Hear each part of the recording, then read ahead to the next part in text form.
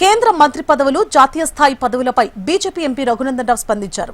పార్టీలో తాను చిన్న కార్యకర్తను మాత్రమేనని, తాను ఏ పదవుల రేసులో లేనని స్పష్టం చేశారాయన. జాతీయ స్థాయి పదవులు తెలంగాణ వారికి రావాలని కోరుకుంటున్నట్లు రఘునందన్ రావు తెలిపారు. బీజేపీ అధిష్టానం ఆదేశాలను పాటించడమే తన బాధ్యత అంటున్న ఎంపీ రఘునందన్ రావుతో మా ప్రతినిధి గోవింద్ ఫేస్ టు ఫేస్. తాజా రాజకీయ పరిణామాలు, అదేవిధంగా ఒకవైపు కేంద్ర ప్రభుత్వంలో కూడా కేంద్ర మంత్రివర్గ విస్తరణలో కూడా మార్పు చేర్పులు, అదేవిధంగా పార్టీ జాతీయ కార్యక్రమంలో మార్పు చేర్పులు ఉంటాయనే ఏదైతే ప్రచారం జరుగుతూ ఉంది, అన్ని వివరాలు అడిగి తెలుసుకునే ప్రయత్నం చేద్దాం. మనతో పాటు వకీల్ సాబ్ మెదక్ ఎంపీ రఘునందన్ రావు సార్ అన్నాడు. సార్ చెప్పండి సార్, త్వరలో కేంద్ర కేబినెట్ కానీ అదేవిధంగా పార్టీ జాతీయ కార్యవర్గంలో కొన్ని మార్పులు జరగబోతున్నాయి, తెలంగాణకు ప్రాధాన్యత ఉంటుందని ఒక ప్రచారం జరుగుతుంది, ఎలా ఉండబోతుంది? ఉంటుందని ఆశపడతా ఉన్నాను. మనిషి ఆశాజీవి కాబట్టి నేను కూడా ఆశాజీవిని. నాకు వస్తుందని చెప్తలేను, వస్తుంది. తెలంగాణకు ప్రాధాన్యత పెరుగుతుంది. బెంగాల్ తర్వాత మా టార్గెట్ తెలంగాణ కాబట్టి తెలంగాణకు కావాల్సినంత ప్రాధాన్యత అటు మంత్రివర్గంలో ఇటు కేంద్ర కార్యవర్గంలో 100% లభిస్తుంది అనేటువంటి సంపూర్ణమైనటువంటి విశ్వాసం నాకుంది. అందులో మీ పేరు కూడా ఉంటుందని కొన్ని భారీ ఎత్తున ప్రచారం ఉండబోతుంది. అసలు నాకంటే సీనియర్లు, గతంలో రాష్ట్రంలో మంత్రులుగా చేసిన వాళ్ళు, అనుభవజ్ఞులు, అనేక రకాలైనటువంటి ఎక్స్పీరియన్స్ ఉన్నటువంటి పర్సన్స్ చాలా మంది ఉన్నారు. మళ్లీ చెప్తా ఉన్నా, ఈ దేశంలో ప్రధానమంత్రి గారికి పూర్తి విచక్షణాధికారం ఉంటుంది. మేమంతా క్రమశిక్షణ కలిగినటువంటి భారతీయ జనతా పార్టీ కార్యకర్తలం. మోడీ గారు ఏం చేయమంటే అది చేస్తాం. నాకు కావాలి, నీకు కావాలి అనేటువంటి దరఖాస్తులు మీడియా ముందు ఎవరు పెట్టుకుంటలేరు, మా వాళ్ళు పెట్టరు. కాబట్టి తెలుగు మీడియా దాన్ని అనవసరంగా ఎక్కువ సాగదీయొద్దని నేను సవినయంగా అప్పీల్ చేస్తా ఉన్నా. అయితే సార్, ఎన్నికలు అయిపోయి మరుసటి రోజే సామాన్య ప్రజలు నడ్డివిరిచారు. ఒకవైపు దేశం కోసం, ధర్మం కోసం అని పొదుపు సూత్రాలు చెప్తూనే మరి ఆయనే ఎవరైతే పొదుపు సూత్రాలు చెప్పారో దేశ ప్రధాని విదేశాలకు వెళ్లారు. మరి దీని ఏ విధంగా చూస్తారని ప్రతిపక్షాలు ఆరోపిస్తున్నారు. మీకు ఇప్పుడు ప్రతిపక్షాలకి ఎంతసేపు, ఈ దేశంలో ఇన్ని సంవత్సరాల స్వతంత్ర భారతదేశ చరిత్రను తీసుకుంటే లీడర్ ఆఫ్ అపోజిషన్స్ ఏ రకమైనటువంటి పాత్రను పోషించారో ఒకసారి చూడండి. రాహుల్ గాంధీ గారు ప్రతిపక్ష నాయకుడిగా ఏ రకమైన పాత్రను పోషిస్తారో ఒకసారి చూడండి. మొన్న తీసుకొచ్చినటువంటి మహిళా బిల్లు సందర్భంగా లీడర్ ఆఫ్ అపోజిషన్ గా మీరు ఆ బిల్లు మీద మాట్లాడండి, మీ అభ్యంతరాలు చెప్పండి అని స్పీకర్ దాదాపు 45 నిమిషాలు 4 సార్లు మైక్ ఇస్తే కూడా, మా నాయనమ్మ నన్ను చిన్నగా ఉన్నప్పుడు గార్డెన్లకు తీసుకుపోయింది, ఆడ కుక్కలు బోబో అని మరుగుతాయి, నాకు భయం అయింది, ఇట్లాంటి మాటలు లీడర్ ఆఫ్ అపోజిషన్ ఏం మెసేజ్ పంపాలనుకుంటున్నారు దేశానికి అనేది ఒకసారి ఆలోచించుండ్రి. లీడర్ ఆఫ్ అపోజిషన్ అంటే ఏంటంటే, పాలక పక్షం ఎక్కడైనా అడుగులు తడబడితే, ఎక్కడైనా పొరపాట్లు చేస్తే ఆ అడుగుల్ని సరిదిద్ది పాలక పక్షాన్ని సరి అయినటువంటి బాటలో నడపాల్సినటువంటి బాధ్యత ప్రతిపక్షాంది. కానీ దురదృష్టం, 5వ సారి ఎంపీ గెలిచినటువంటి రాహుల్ గాంధీ నాయకత్వంలో ప్రతిపక్షం పూర్తిగా విఫలమైంది. ఆయన నాయకుడు ఉన్నాడు కాబట్టి భారతీయ జనతా పార్టీ ఎన్నికలను గెలుస్తుందని రఘునందన్ రావు అనలే. ఆ ఇండి కూటమి భాగస్వామ్య పక్షమైనటువంటి సమాజ్వాదీ పార్టీ నాయకులు ఉత్తరప్రదేశ్ లో మాట్లాడుతున్నారని చూస్తా ఉన్నాం. బీఎస్పీ అయితే, మాయావతి గారు అయితే దర్వాజనే బంద్ చేసిరని చూస్తా ఉన్నాం. డిఎంకే ఏం మాట్లాడిందో మొన్న తమిళనాడులో విజయ్ గారు ముఖ్యమంత్రి అయిన తర్వాత, మా కుర్చీలు మాకు సెపరేట్ అయ్యిండ్రి, మేము ఇండి కూటమితో కలిసి కూర్చోలేమని స్టాలిన్ గారు ఉత్తరం రాసిరు, లేదా డిఎంకే తరఫున ఆ పార్టీ ఫ్లోర్ లీడర్ ఉత్తరం రాసిండని పేపర్లు చదివినాం. ఇంతకంటే దురదృష్టకరమైనటువంటి ప్రతిపక్షం ఉండడం అనేది బాధాకరం. సో మేమే, పాలకపక్షమే ఎక్కడ అడుగులు తడబడకుండా ప్రజలకు ఏది కావాలో అది చేస్తా ఉన్నాం.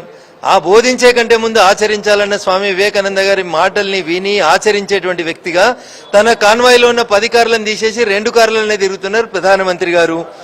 విదేశీ పర్యటనలకు సంబంధించి, దౌత్య నీతికి సంబంధించి రాహుల్ గాంధీ గారికి ఏమైనా డౌట్ ఉంటే వాళ్ళ పార్టీలోనే ఒక సీనియర్ ఎంపీ ఉన్నారు, గౌరవనీయులు శశి తరూర్ గారు. వారిని అడిగితే దౌత్య నీతి ఎట్లుండాలనేది వారు చెప్తారు. కొద్దిగా క్లాసులు విని నేర్చుకొని వచ్చి ఈ దేశానికి ఉపయోగపడే లీడర్ ఆఫ్ అపోజిషన్ గా ఇంకో 2 దశాబ్దాలు మీరు ఎదగాలని నేను మనస్ఫూర్తిగా వారిని విజ్ఞప్తి చేస్తాను. మోడీ దేశద్రోహి, అదేవిధంగా ఒక జర్నలిస్ట్, మహిళా జర్నలిస్ట్ అడిగితే ఆమెకు సమాధానం చెప్పలేక పారిపోయాడని చెప్పి రాహుల్ గాంధీ ఆరోపిస్తున్నారు. అర్థం లేకుండా మాట్లాడేటువంటి వ్యక్తులకి, అవగాహన లేకుండా మాట్లాడేటువంటి వ్యక్తులకి సమాధానం చెప్పాల్సినటువంటి అవసరం లేదు. మేము బాధ్యతాయుత స్థానంలో ఉన్నాం, బాధ్యతగానే మాట్లాడతాం. నరేంద్ర మోడీ గారు పారిపోయినానంటే సిగ్గుచేటది. మీరు అట్లాంటి పదాలు వాడుడే మీ స్థాయికి, మీ లీడర్ ఆఫ్ అపోజిషన్ అనేటువంటి పదానికి సిగ్గుచేట అయినటువంటి మాట మీరు మాట్లాడుతూ ఉన్నారు. ఈ దేశ ప్రధానమంత్రి, మన ప్రధానమంత్రి నరేంద్ర మోడీ గారిని ప్రపంచమంతా విశ్వగురువుగా కీర్తిస్తుంది. ప్రతి దేశం ఆ దేశానికి పోతే ఆ దేశ సర్వోన్నత పురస్కారాలు ఇచ్చి వారిని సత్కరించి స్వాగతించి, మన దేశానికి సంబంధించిన వస్తువులు కొన్ని దశాబ్దాల క్రితం, కొన్ని శతాబ్దాల క్రితం ఆయా దేశాల్లో ఉన్న వస్తువులన్నింటినీ తిరిగి మోడీ గారి నాయకత్వంలో మన దేశానికి పంపిస్తున్నాయి. కాబట్టి మీరు ఆయనను అర్థం చేసుకోవడం రాక ఆయన గురించి మీరు ఏదో మాట్లాడుతూ ఉంటే సూర్యుని మీద ఎమ్మేసినట్టు అవుతుంది తప్ప ఇంకొకటి కాదు. విమర్శించే ముందు సిద్ధాంతపరంగా విమర్శించండి, రాజకీయంగా విమర్శించండి. మేము అడుగులు తడబడితే మీరు ప్రాపర్ గా సరిదిద్దేందుకు ప్రయత్నం చేయండి, వి విల్ అప్రిషియేట్. బట్ దాన్ని కాకుండా మీరు మోకాలకి బోడిగుండికి లింక్ పెట్టి మాట్లాడడం అనేది సరైనది కాదు. సార్ నెక్స్ట్ జూన్ లో కూడా సర్ ప్రక్రియ ప్రారంభమవుతుంది. అయితే ఈ సర్ ప్రక్రియ మొత్తం కూడా బీజేపీ తన రాజకీయ అనుకూలకు తన ఎదుగుదలకు మాత్రమే వాడుకుంటుంది, తన వ్యతిరేక ఓట్లన్నీ తొలగిస్తుందని చెప్పి కాంగ్రెస్ కానీ ఇటు బీఆర్ కానీ ఆరోపిస్తుంది సార్. దీనికి సో బీఆర్ఎస్ 2 సార్లు ఈ రాష్ట్రంలో జరిగిన ఎన్నికలలో గెలిచింది కదా, మరి మీరు ఓటర్ లిస్టులలో దొంగోట్లను చేర్చుకునే గెలిచిర్రా? ఓటర్ లిస్టులలో వార్డుల విభజనలో మీకు అనుకూలంగా వచ్చేటట్టు తీర్పులు మార్చుకునే గెలుస్తున్నారా? అందుకని చదివేస్తే ఉన్నమతి పోయింది అంటున్నారు కేటీఆర్ గారు. మీరు చదువుకున్నవారిలాగా మాట్లాడండి. ఎస్ఐఆర్ మేము పుట్టించిన ప్రక్రియ కాదు. ఈ దేశానికి స్వతంత్రం వచ్చినాక ఇప్పటికీ 11 సార్లు ఈ దేశంలో ఎస్ఐఆర్ జరిగింది. కేటీఆర్ కు ఓటకు వచ్చిన తర్వాత 2002లో కూడా ఎస్ఐఆర్ ప్రక్రియ జరిగింది. కాబట్టి ఇదేదో నరేంద్ర మోడీ గారి మానస పుత్రికలాగా మీరు వంకరగా ఆలోచించొద్దు. కేటీఆర్ చదువుకున్నోడిలాగా ఆలోచించమని ఈ సందర్భంగా నేను కేటీఆర్ గారికి తెలియజేస్తాను. నిన్న సీఎం మాట్లాడుతూ మేమంతా కూడా రైతుల పంట ఏదైతుందో వరి పంట కానీ మొక్కజొన్న పంటనంతా కూడా 80% కొన్నాం, ఇంకా కేవలం 20% మాత్రం ఉంది. ఇదంతా కూడా ప్రతిపక్ష పార్టీలు కానీ రాజకీయ పార్టీలు ఆరోపిస్తున్నారని చెప్పి సీఎం రేవంత్ రెడ్డి అంటారు సార్. ఇక్కడ తాజా పరిస్థితుల్లో రైతులు ఇబ్బంది పడుతున్నారంటే రాష్ట్ర వ్యాప్తంగా కూడా ఆందోళన జరుగుతుంది. దీనికి మీ సంబంధం రేవంత్ రెడ్డి గారికి నా విజ్ఞప్తి ఏంటంటే ఏసీ రూమ్ వదిలిపెట్టి ఈ రాష్ట్రంలో ఉన్నటువంటి 33 జిల్లాలలో రేవంత్ రెడ్డి గారు మీకు నచ్చిన జిల్లా సెలెక్ట్ చేసుకోండి. రేపు రాష్ట్రంలో ఉన్న మీడియా వాళ్ళని అందరిని తీసుకొని ఒక బస్ ఎక్కించుకొని నీకు నచ్చిన రోడ్డు మీద పో. 80% ధాన్యం అయిపోతే రోడ్లన్నీ ఖాళీ ఉండాలి కదా, రోడ్ల మీద రైతులు ఉండొద్దు కదా. దయించి నీ సొంత జిల్లా పాలమూరుకు పోయినా, మా సొంత జిల్లా మెదక్కు వచ్చినా నేను చూపిస్తా. 3 రోజుల క్రితం నేను గజ్వేల్ పోయి చూపించిన. మీకు కనబడతలేమంటే మీరు మళ్ళీ రండి, నేను మళ్ళీ చూపిస్తాను. మీరు కొన్నది నాట్ ఈవెన్ 40% కొనుగోలు జరగలేదు ఈ రాష్ట్రంలో. దానికైనా 80% చేసినామని అబద్ధాలు మాట్లాడి బుకాయించి వారం రోజులలోనే మిగతా అన్ని కంప్లీట్ చేస్తామంటే ఆకాశం ఓ దిక్కు వర్షించడానికి సిద్ధం కనబడతా ఉంది. రైతుల్ని ఇబ్బంది పెట్టొద్దు అనేది మాత్రమే మేము డిమాండ్ చేస్తాం. దేశంలో యువత అంతా కూడా మోదీ ప్రభుత్వం మీద వ్యతిరేకంగా ఉన్నారు. యువత అంతా ఉద్యోగాలు నిరుద్యోగంతో ఉద్యోగాలు కోరుకుంటున్నారు. అందుకే కాక్రోచ్ జనతా పార్టీని సపోర్ట్ చేస్తున్నారు. భారీ ఎత్తున బీజేపీ కంటే ఫాలోవర్స్ దానికి ఎక్కువ ఉన్నారని కూడా ప్రచారం భారీ ఎత్తున. దీనికి ఈ ప్రయోగాలు విదేశీ శక్తులు మన దేశంలో ఉన్నటువంటి దేశద్రోహులు చాలా మంది చాలా సందర్భాల్లో చాలా ప్రయోగాలు చేశారు. సోషల్ మీడియా ఇన్ఫ్లుయెన్సర్స్ తోటి ఏదో చేయాలి, సమాజాన్ని నష్టపరచాలని కొంతమంది దుర్మార్గులు చేస్తా ఉన్నారు. కానీ ఈ దేశ యువత చాలా తెలివికల్లోళ్ళు. వెస్ట్ బెంగాల్లో ఏం జరిగిందో చూసిన తర్వాత కూడా ఇట్లా మాట్లాడితే తమిళనాడులో ఏం జరిగిందో చూసిరు కదా.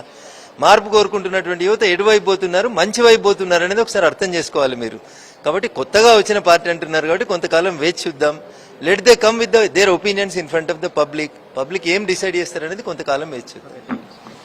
అయితే మొత్తంగా కూడా ఏదైతే ఒక కేంద్ర కేబినెట్ మార్పులు కానీ అదేవిధంగా జాతీయ పార్టీల మార్పులు కానీ మేము తెలంగాణ కూడా అత్యధికంగా కూడా పదవులు రావాలని కోరుకుంటున్నాం. అదేవిధంగా జనతా ఏదైతే పార్టీ వచ్చిందో బొద్దింకల పార్టీ అది అంతా కూడా ప్రజాస్వామ్యయుతంగా దేశంలో కొత్త పార్టీలు పుట్టుకోవచ్చు. అదేవిధంగా మరి ప్రజలు ఏ విధంగా స్వీకరిస్తారు, త్వరలో ఏం జరగబోతుందని కూడా చూడొచ్చు కూడా అంటూ కూడా చెప్తున్న పరిస్థితి మనం చూసుకోవచ్చు. Cameraman Naresh, Govind, HM TV, Hyderabad.